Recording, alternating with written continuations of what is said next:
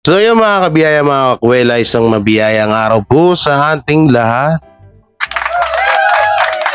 At welcome back to my YouTube channel, Jay Guevara TV nga po pala, isang reactor defender ng Tito Vic and Joey at reactor ng mga viral issue na nagaganap dito sa Pilipinas. Guwapo mo yan.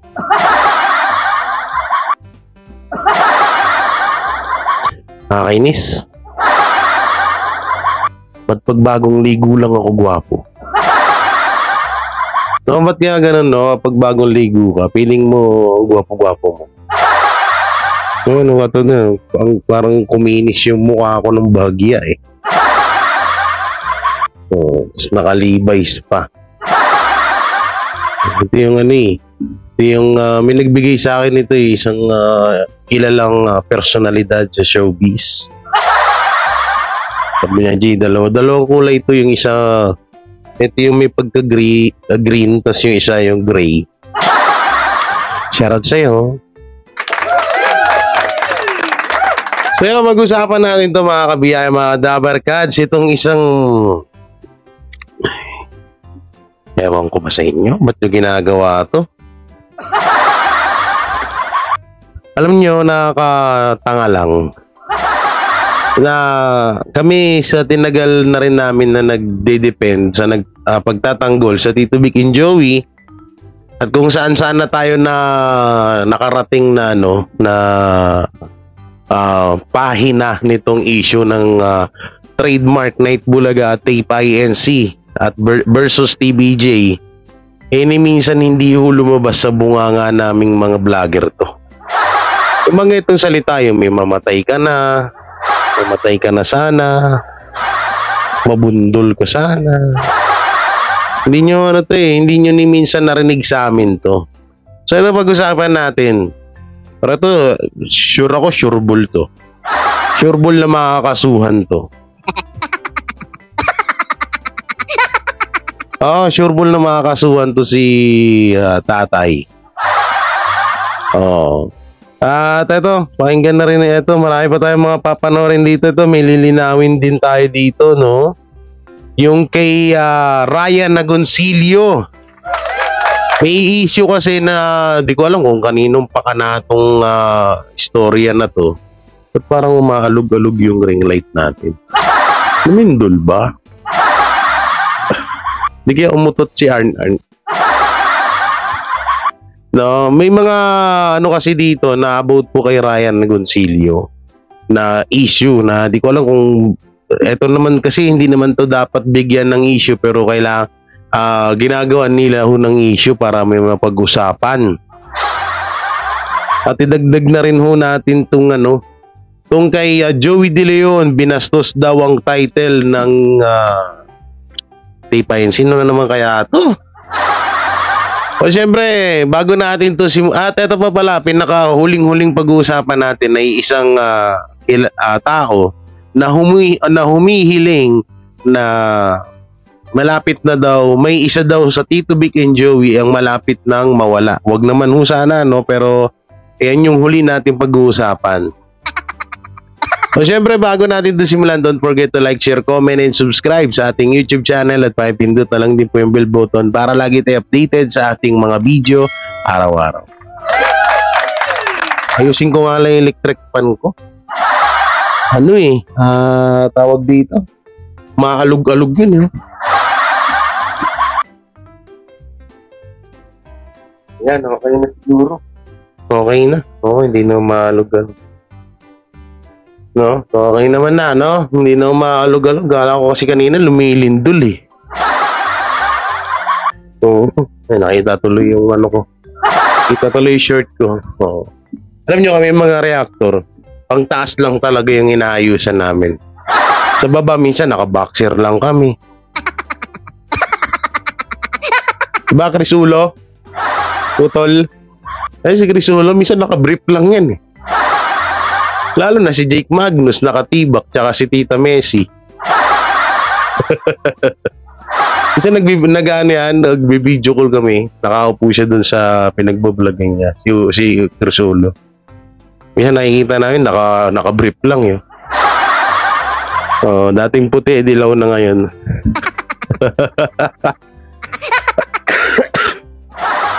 So sa to, medyo bumabalik-balik na naman yung yung ubo ko kasi alam nyo naman tayo, hindi naman tayo laking aircon katulad ni Paulo Contis. No, so pagpunta namin ng Itbulaga, pag uwi namin, eto na yung nangyari po.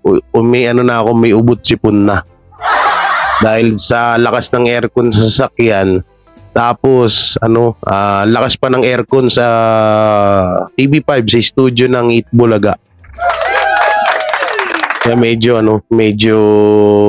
tawag dito, inubo tayo. So na natin itong pag-usapan itong post ng isa sa mga vlogger, vlogger ng Tape INC na mas mukha pang matanda sa Tito Vic and Joey, na sobrang pagtatanggol sa Tape INC na ubus na po at kitang-kita niya ang kanyang bunbunan.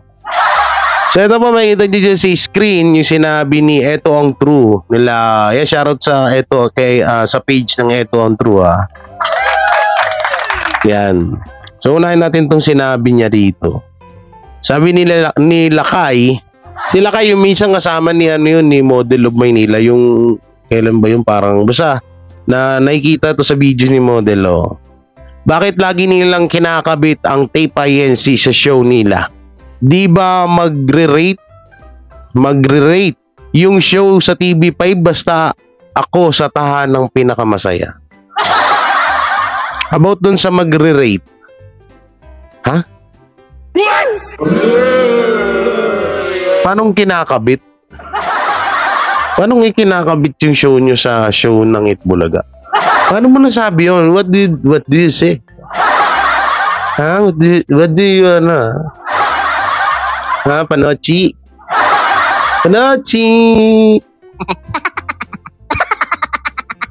Paano ikinakabit? Anong sinasabi mo ikinakabit? Baka kayo ang kabit ng kabit sa show namin.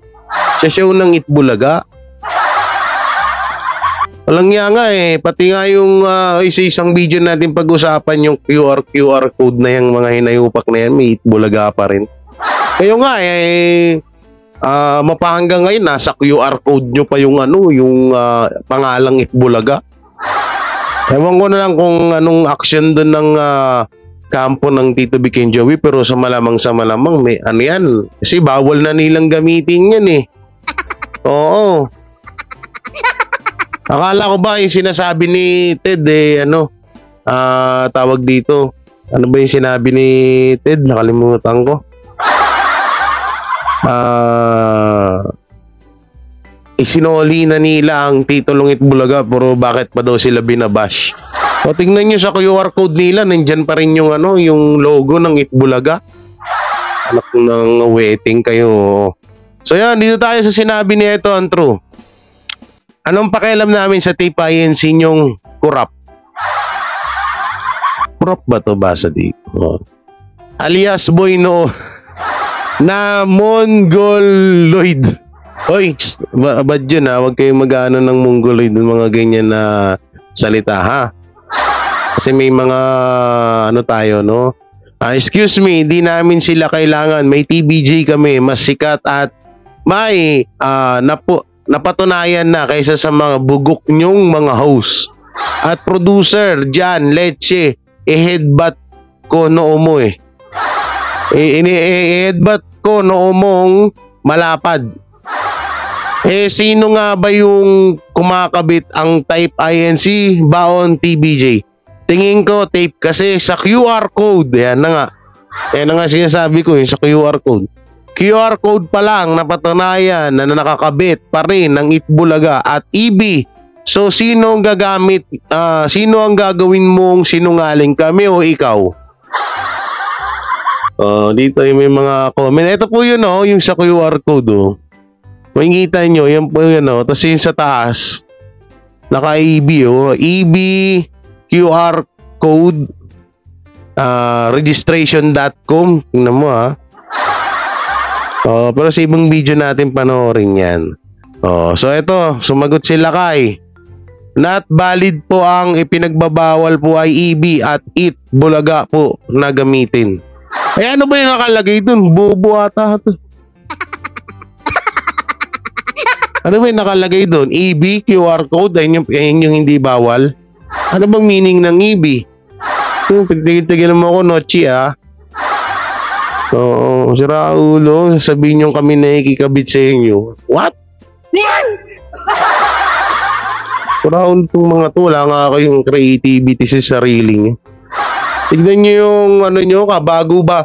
First time ever in history of the whole world na mayroong noontime show. Nakabago-bago lang. Palit ulit ng logo. Kasi yung unang logo, ibinase sa Sunday Pinasaya. Yung title pala, hindi pala logo. Diba? Tapos yung mismong background, yung mga ginawa doon, hinulma sa ano ni, ano yun, biyahe ni Helen ba yun? Oo, saan ba yun yung ano ni, wait lang puntahan nga natin. Saan ba yun? Nandito yun eh. Yung biyahe ni Helen. Ito, oh. Oh, tanggalan lang natin ng sounds kasi wait lang, may sounds. Oh, tignan nyo. Oh, anong pinagkaiba niyan? Kitang-kita, 'di ba? Ito yung biyahe. Ito, biyahe ni Helen ba 'to? Basa dito. Biyahe Helen pala sa Quezon, Helen. Tapos tahanang pinakamasaya. Tignan nyo, parang iisa lang oh. Pinaliit lang yung mundo, yung earth, tapos yung ano mo tawag dito sa globo ba?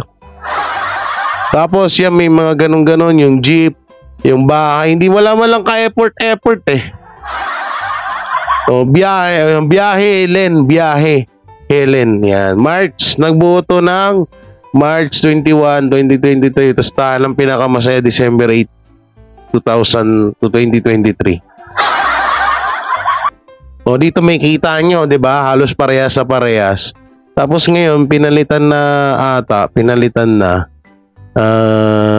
saan na yun? Yaman na yan. Pinalitan na. Oo, yung logo na yun pinalitan na. Ang ginawa naman pang bar. Dapat doon naman yung ano ba to, yung singing bee. Meron pa nga kami isang nakita na liitin mong TBJ din ang naunang gumawa nun. Kaso, ginagamit na naman ngayon ng generic Nate Bulaga. So, hindi pa namin 100% na sure kung ang TBJ ba. Pero pagkakaalam ko, TBJ ang gumawa nun, hindi lang ata na ipa-register. Tayo naman, ito, nagtataka ako sa mga writer dyan sa TPINC. Ba't parang napakatamad yung gumawa ng o parang napakahina ng ako bilang vlogger, gagawa ko ng logo. Yung talagang sarili ko lang. Unang-una, makikita, yung unique. Walang kaparehas. Tataka ako, minsan naiisip ko, hindi kaya sinasadya na to ng tape para lang mapag-usapan. Hindi kaya sinasadya na to ng tahanang pinakamasaya para lang mapag-usapan. Dahil sa totoo lang talaga ito, 100% na katotohanan. Ang laking impact ng ginagawa naming mga vlogger para sa show nila.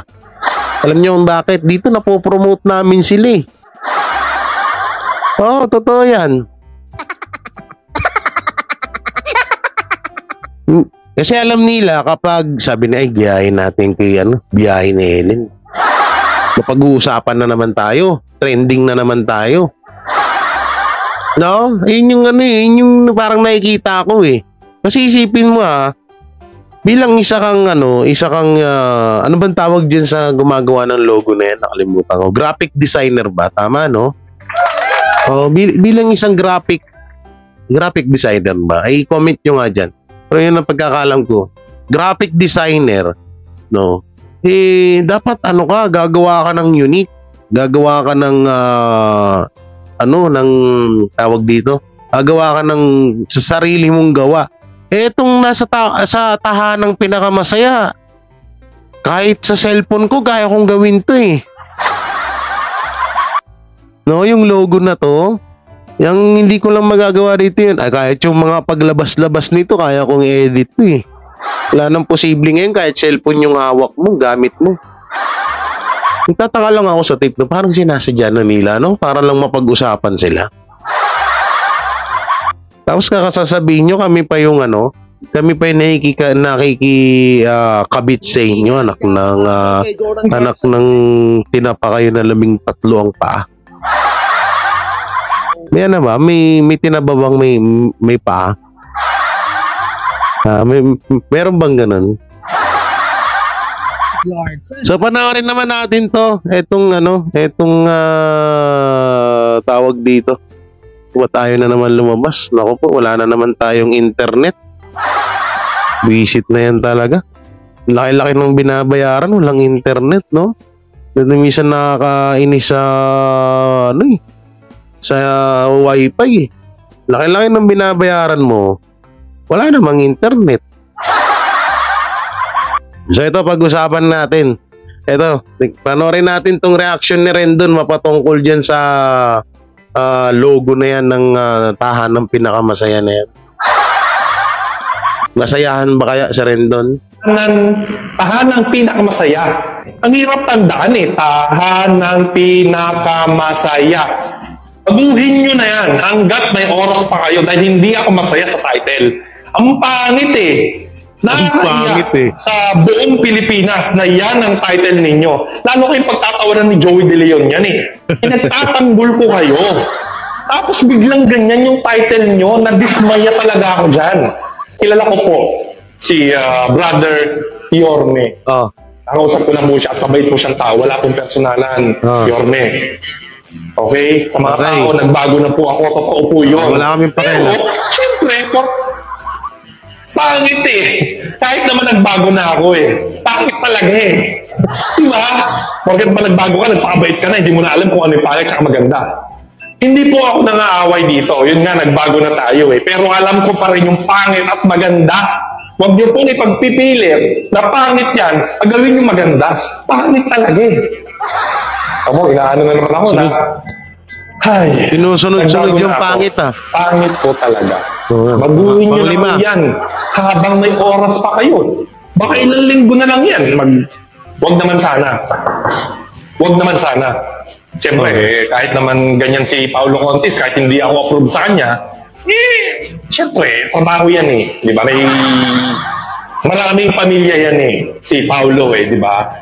Baguhin nyo yung title ninyo. Wala pong personalan sa mga artista, host na nandyan, producer, wala akong pakialam dyan. Ang sinasabi ko lang, pangit yung title ninyo. Yun lang, no? Walang emotion dito. Tad ng pangit ah. At logo nyo, sabi ng mga tao, kinuha nyo lang sa Google. Clip art, binayaran nyo ba yun? Yung mga graphics na nilagay ninyo sa likod, binayaran nyo ba yun? Sinong artist niyan? Kinuha nyo lang yata sa Google yan. May kumakalat, may magsusumbong sa akin. Ay, naku. Naghihirap na ba talaga ang Tape INC? Hindi, kahit ako nakita ko yun. No, sa Google lang nila kinuha yung mga design dun sa kanilang logo. Ang dami-dami pong mga Pilipino na napakagagaling gumawa ng logo, mga graphic designer. Siguro pinakamataas dun sa logo na yan, siguro 20 mil, ganun, no? Pero bakit hindi kaya maanuhan yan? Bakit hindi kaya, tawag dito, bakit hindi ginagawa ng tape yan? Anong ibig sabihin yan? Yes, ako kasi hula ako dyan, parang sinasadya na nga talaga yan. Para lang mapag-usapan, oo. Yung mga vlogger naman ng tape, hala naman sige tanggol. Hindi nila alam, sila yung ginagawang tanga ng mga amo nila. Magtatanggol tayo naman ng mga vlogger ng mga vlogger natin eh. Pabayaan na lang natin, magpakatanga na lang muna tayo para tayo mapag-usapan. Tutusin lang eh, kung hindi dahil sa aming mga TVJ vlogger, hindi rin niya mapag-uusapan yung ng show na yan. Eh, sa totoo nga lang eh, ay naku. Di hamak no, mas malalaki pa views namin kaysa sa kanila. Hindi naman sa pagmamayabang mga kadabar kads, no? So, syempre, iba talaga kasi yung suporta ng mga dabar kads. Nagpapawisan na ako. Pero kung isipin nyo kung hindi dahil na rin sa amin, kung hindi namin sila kino-content, hindi na rin yung mapag-uusapan yung mga yan eh. Eh dapat mag-thank you pa nga yung mga yan eh. O paano ba yan, Isko Moreno, yung tropa mo na si Rendon? Oo, 7 beses 7 beses or 6 na beses sinabi na ang pangit ng logo nyo. Kami naman, wala naman na din kaming pakialam dyan. Oo, wala kaming pakialam dyan, pangit man o maganda man yung logo nyo. Pero sana naman kasi, dumaan na nga kayo sa isang kahihiyan, natalo na nga kayo eh. Eh bakit ngayon gumagawa pa rin kayo ng isa pang kahihiyan? Kung hindi nyo kinopya, ginawa nyo sa Google yung mga design ng logo nyo. So na, yaman-yaman nyo eh. Tapos, magkano lang naman bayad sa mga graphic designer? Oo, siguro pinakamababa na yung siguro 100k, kayang-kaya nyo na yun. Pang ano naman magagamit, total noon times yun yan, baka mga 100k yan, mga ganun. O sabihin na natin 1 million, napaka-basic. Bakit? Urot na ba? Urot na ba ang kwarta? Ha? Naku po. Dito naman tayo. Yung kay wag na nga natin panoorin tong video na Joey De Leon binastos ang title ng tape. Total hindi naman sa tape. Yun, dito tayo sa Dito tayo sa sa issue ng ni Ryan Agoncillo. Tama ba? Alam nyo ba na wait lang Yan. Yan. Bibili na ako ng bagong So, yung kita nyo dyan sa video na yan, ayun po yung anak ni Ryan Agoncillo at ni Judy Ann Santos, ang kanyang, ano ba to?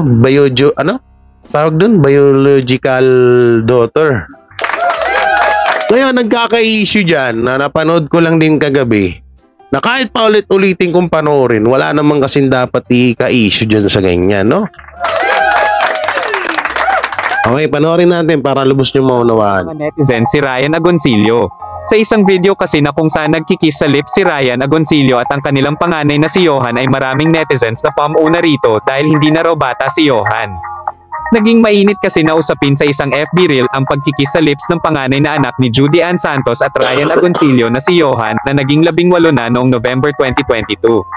Sa ginanap na Toyota Gazoo Racing Vios Cup na nakamit ni Ryan ang first podium finish niya ay binati ito ng kanyang buong pamilya na kung saan full support si Juday at kanyang mga anak. Hindi nakatakas sa mga mata ng ilang netizens at binigyan mali siya ang pagkiss ni Ryan sa lips ng kanilang panganay.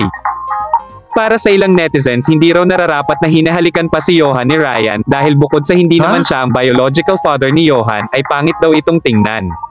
To the rescue naman ang mga netizens na naniniwalang hindi masama ang pagkiss sa lips sa babaeng anak dahil tanda raw ito na kung gaano ka raw kamahal ng iyong tatay. Tulad raw ni Marian na kinikis sa... Ay, nako. Anong masama nun? Anak niya naman yun. Tsaka ito natatandaan nyo dati yung na-issue. Ganitong issue din dati kay Piolo Pascual sa kay Inigo. No? Na kapag nagkikis nga itong si Inigo Pascual sa kanyang ama na si Piolo Pascual, alam naman natin na may issue or may kumakalat noon pa na issue na itong si Piolo Pascual ay bakla daw.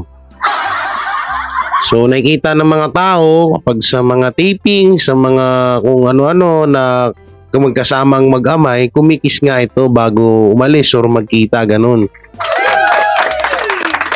Ngayon, sa akin doon, kahit parehas pa lalaki yun, lalo't mag-ama yun, walang problema ho yun. At dito naman kay Ryan Agoncillo, wala rin problema kahit na biological daughter niya lang, etong si Johan, wala rin problema doon. Dahil tanda po yun ng pagmamahal ng isang ama sa kanyang anak, sa kanyang dalaga.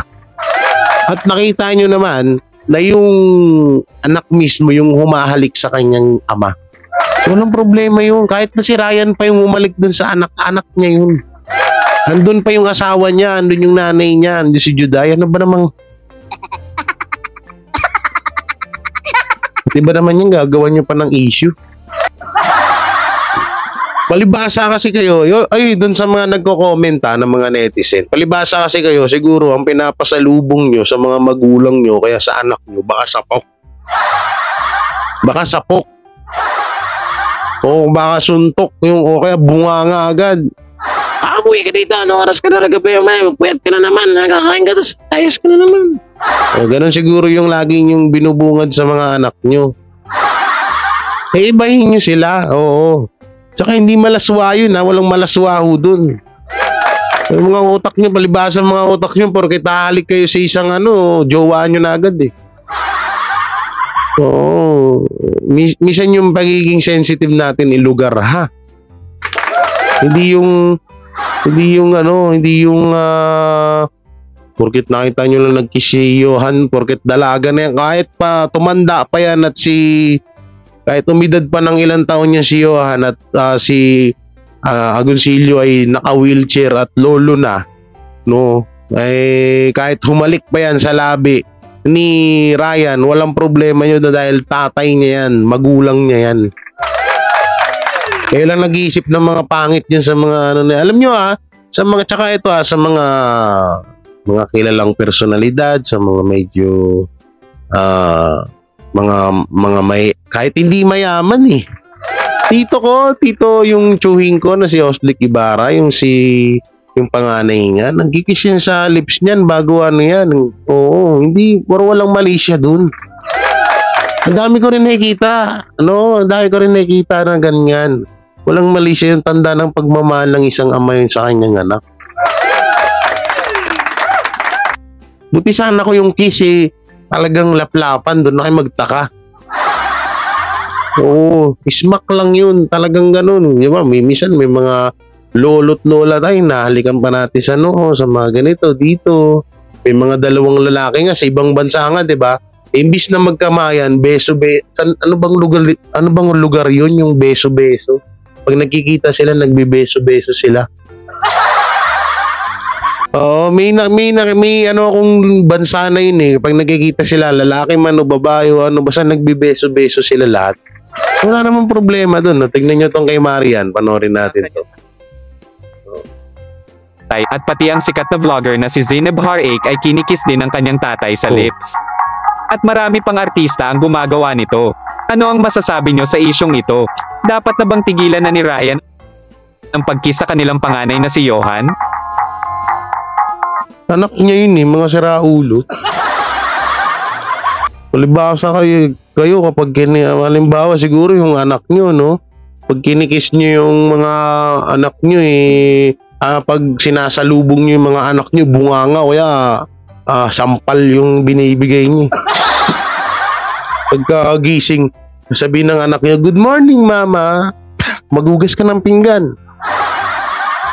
"Papa, good morning." "Apo, pag ka doon, magigib ka." Ganun ata yung niya Ganun, no? Pagkagising, "Mama, good morning." Di ba? Ganun ata yung ginagawa niyo Tapos ngayon nakita nyo kay Ryan Agoncillo na kumikis yung anak niya dun sa katatay niya, ginawa nyo nilagyan nyo ng mali siya. So yan, eto na. Mapunta na tayo dito. Dito na lang i-recta search ko na lang pala siya. Eto, mas maganda dito eh. Eto. Hindi ko alam, baka ma-blood kayo dito ha.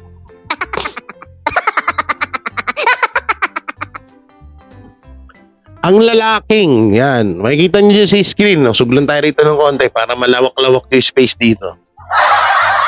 Ang lalaking nangangarap or tawag dito, humihiling or nagbabanta na ang Tito Vic and Joey ay may isa daw sa Tito Vic and Joey ay malapit na daw ganon. Pero wag naman sana, no? Tatok tayo. Buwisit na kayo na ngayon na yupak ng mga basher to. So, ang pangalan niya ay si Jude Casimiro. Ayan. Ayan po yung picture ni Tatay Jude, oh. Tay, parang hindi mo na kayang tumindig, tay, ah. Ay, grabe naman, tay, oh. O, sige, mamaya na tayo sa kanya. Dito tayo sa mga post niya. Marami talaga siyang kalaban. Eto. Kapag initsapwera ka na doon ka na sa kabila. So ano kaya itong ibig sabihin niya rito? Ito. Ayoko niyan. Ito. Mag-Netflix na lang ako kaysa manood ako ng EB. Choice mo yan, hindi namin choice yan. Wala kaming pakialam sa'yo. Ang EB, plastic, matagal ko silang kasama. Okay, tingnan natin kung naging anong EB, Bulaga po talaga yan. Or yung sa kabila, fake po. Alak pa, sabi ni Lian Sanchez. Tangina, ano to? Huy, bakit may mura? Ina mo, leche, do I know you? Do I know you daw? So tawagin na natin siya na si Tatay, do I know you? Magmula ngayon, hindi na ako manonood. Hindi na ako maka-Eat Bulaga. Showtime na ako. Okay? Akala ko ba magiging 20 kilo? Bigas na naman pinoproblema niya. Saan na yung pati si BBM sana nawawala yung post niya dun sa TBJ baka nandito siya. Merry Christmas to all. May mga picture dito. Merry Christmas to all. Sige, okay. Pinuntahan ko Dabarkads kanina, nasa Christmas vacation pala. Meron ditong post yan Bakit ang daming naikisawsaw sa pagkamatay ng veteranong aktor na si Ronaldo Valdez? Binigay na nga sa inyo yung resolution, di mo ba binasa? Pinagtatanggol niya naman ng ang TBJ. Huwag na kayo magpumilit, sabi niya. Kapag sinabing Eat Bulaga, isa lang nasa utak ng Pilipino, Tito Vic and Joey, pinaglalaban niya naman. Pero dito, may isa po siyang post na hindi kaaya-aya. Asan na yun? Ay, binura niya na. Oo, binura na niya mga Kadabarkads. Kasi yung unang post niya, eto po. Yan, 3 days ago, 6 days ago pala yung mga nakita natin. Kaya sabi ko, ba't pinagtatanggol niya naman ang Tito Vic and Joey? Ito yung post niya 3 days ago. Magmula ngayon, hindi na ako maka-Eat Bulaga. Showtime na ako. Masama ugali nyo, mga kaya, tira kayo. Ang EB, plastic. Netflix, nakita natin yan. Kapag initsapwera ka na, dun ka na sa kabila. May mamamatay isa sa TBJ soon. Ito 3 days ago. Pero bakit wala na rito sa niya? Wala na rito. Kanina nandito pa yun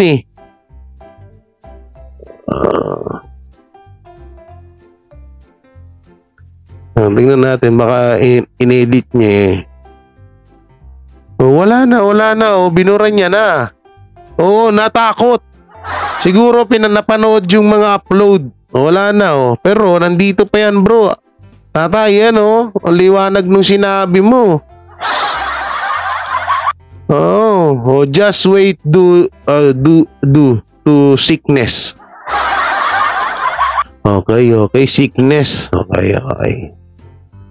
May mamamatay isa sa TBJ soon. Okay, puntahan natin yung Facebook niya. Tingnan natin. Baka mamaya, sir, mauna ka pa, ha? So, sorry ka na lang, Sir Jude. Inunahan mo kami. So, kasalanan mo to. Hindi namin to kasalanan na. Kung anong maririnig mo na salita na magmumula sa akin, deserve mo to, ha? Nigigil mo ako eh. So, ito si Sir Jude. Ito siya. Ay, ang gwapo. Grabe naman. Ay, grabe naman. Siguro, sir, nakikita ko sa... Hindi pala dapat, sir, tatay na lang. Tatay, parang tatay na kita eh. Siguro, tatay, ang lungkot ng buhay mo. Kitang-kita sa mga picture mo, oh. Parang ang lungkot-lungkot ng buhay mo, oh. Oo. Oh. Parang parang napakabigat ng pinagdadaanan mo. Oh, pang-action star pa yung pang-action star pa yung yung datingan ni Kuya. Ay grabe yun. Ay grabe. Ay nakadila pa. Dila ka pa talaga o pag-ibig daw. Oh, minabati niya pa si Tito Sin eh. Malamang sa malamang to, mga kadabarkads, itong tao na to. Tingnan natin na. Nalungkatin natin. Dito maayos-ayos na may itsura niya kasi wala na siyang balbas. Oh.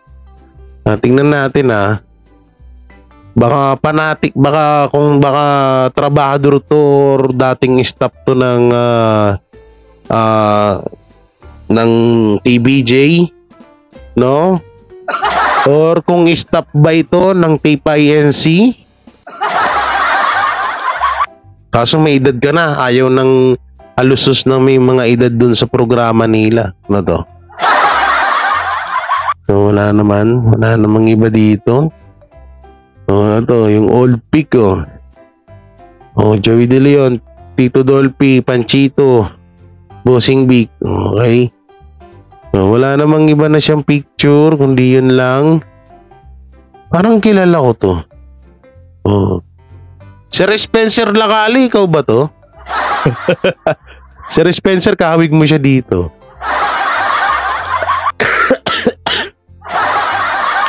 Titignan ko kasi mga kadabarkads, tignan natin. Kasi baka mamaya, ito ay stop ng Tape INC, no? Or stop ng TBJ na umalis na kaya nagkakaganito. Galit eh. Kamukha ni Boy Sardinas. Madami niyang kawig si Boy Sardinas, si Sir Spencer Lacali. Ay, ito na. Lumabas na. Mukhang may mapagtatanungan ako kung sino to. Mukhang kilala niya. Nakakapasok pa siya dun sa room ng mga si Richie Dorsey. Baka dating ang kasamaan to. Baka totoo yung sinasabi niya na dati siyang ng TBJ. Tapos siguro baka tinanggal na rin to. Asan na? Wala na tayong makita. Pero hindi siya dummy account. No, hindi siya dummy. Artista ba to? Siya ba to? Kung siya man to, artista to. Oo nga, parang artista rin siya. Kung artista man, baka dating komedyante to. Oo, may hawig niya eh.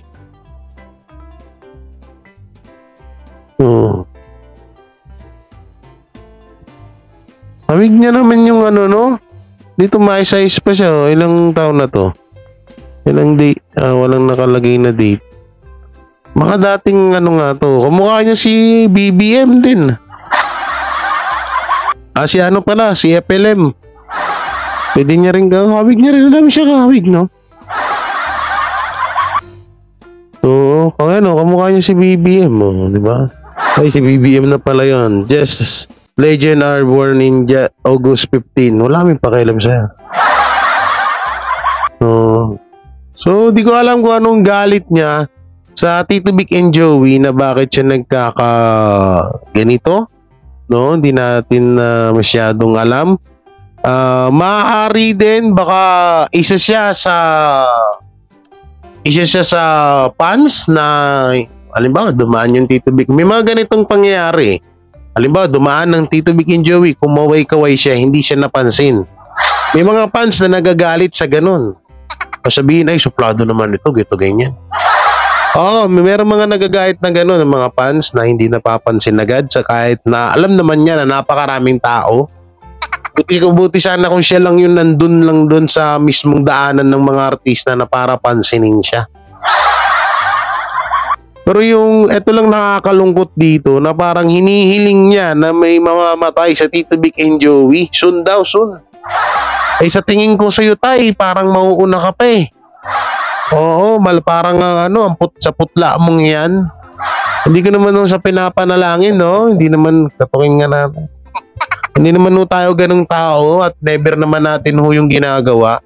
Pero kung titignan lang base lang po dun sa sinabi mo na may mawawala soon sa TBJ, mas mauuna ka pa po eh. Oo, sa datingan pa lang ng postura nyo. Parang kulang na ho kayo sa tulog, parang kulang na ho kayo sa dugo. Tatay ha, mag-ingat-ingat. Binuran niya yung post niya. Kasi natakot, siguro napanood niya na. Ewan ko kung, alam ko kasi si Tita Messi pa lang ang nakapag-content. Hindi ko alam kung ala Jake, ala Utol Chris Ulo kung na-content na nila. Pero, ang baka napanood niya na at kasi pwede talaga din siya makasuhan yun, no? Ano yun eh? Ano bang tawag doon sa kaso ng... Ano na ba yun? Pwede nang sa death threat yun. No, mga kadabar cats. Ewan ko ba dito sa mga basher ng TBJ, no? Parang sobra yung galit nila. Samantalang wala mang ginagawa sa kanila yung tatlo. Ano na lang yung sinasabi sumamatay, matanda lang, ito. Samantalang lahat naman tao, kahit ako, darating din ako sa point na tatanda ako at mamamatay ako. Doon na tayo lahat eh. Pero yung parang ipapanalangin mo, parang ang sagwa. So yan, mga Dabarkads, ano masasabi nyo sa mga napag-usapan natin? Comment nyo lang po dyan sa baba. At syempre, don't forget to like, share, comment, and subscribe sa ating YouTube channel at pakipindot na lang dito yung bell button para lagi tayo updated sa ating mga video araw-araw. So yun, maraming salamat at mega love shoutout sa lahat ng mga Dabarkads natin dyan, especially kay Kuya Lori, Ate Rose, Kuya Armin, Ate Irene, Mami Teresa Arong, Mami Rena Baher, Mami Lala, at Mami Joaira, Dave, Ate Elaine ng Kamandag, sino pa dyan? Nakalimutan ko yung iba. Isipin ko mabuti. Nathan, Nathaniel, Nathan tuloy. Nathaniel, kay Deo Asahan, yan, kay Ma'am Aisa Gonzales, kay Norman Yales, kay Anias Pili Guyala. Sino pa yung mga shoutout natin? Nakalimutan ko. Okay, Andoy, Chacha. Kay Mami Ai, shoutout na siya, Mami Ai. So yan, hanggang dito na lang yung video ko. At anong may kukomento nyo, comment nyo lang po dyan sa baba. Free yan, wala yung bayad. At ingat po kayo palaging. God bless and peace and bye-bye. Sila ang TBJ Defenders. Pagtatanggol ang katotohanan sa mga bashers. Tunay ang kanilang dala, katotohanan talaga. Ano mang sabihin nyo ay di yan sa kanila uubra. Mga salita nyo na di katotohanan. Sila ang patunay na merong katotohanan. Wala silang kinatatakutan, basta nasa tama kanilang paglalaban. Ang TBJ ay kanilang susuportahan. Sila ang defenders na laging nasa likuran. JD Barra, Jake Magnus, Chris Ulo, Tita Messi, sila ang nandyan